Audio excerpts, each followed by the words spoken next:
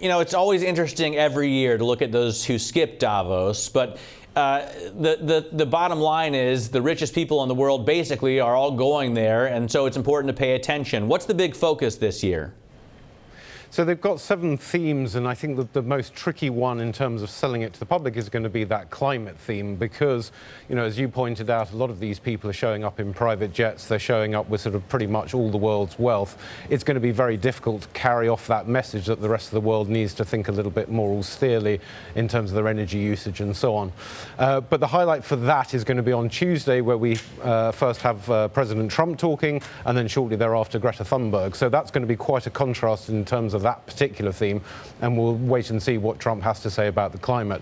But more broadly, as you pointed out there, the number of people that are not showing up, and this really comes down to domestic policies and also the optics of being at Davos. When you have economic problems or you have social strife, it's probably not the best look to show up at the top of a ski slope. But beyond that, it also speaks to another major theme that we're expecting from Davos this year: the potential end, well, I wouldn't say end, but the slowdown of globalization, and therefore a refocus on regional trade and domestic trade. And I think a lot of these absences that you have up on this board speak to that theme.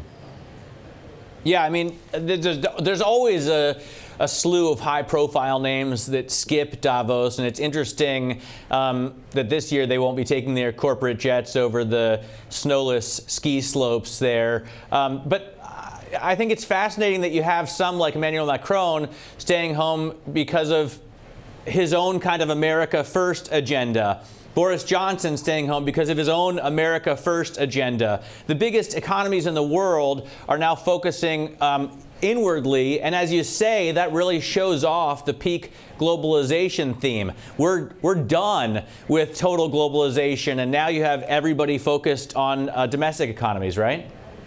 Yeah, that's quite right. And I mean, I think it's going to be a really hard sell this year to go to Davos and say we want more globalization. Clearly, the tide has turned against it.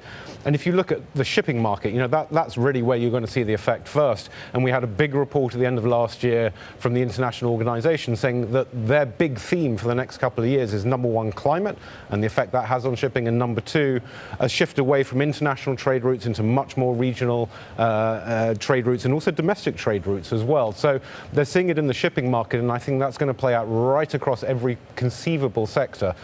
It's not the end of globalization, but it certainly feels like a turning point for that particular trend that we've seen over the last couple of decades.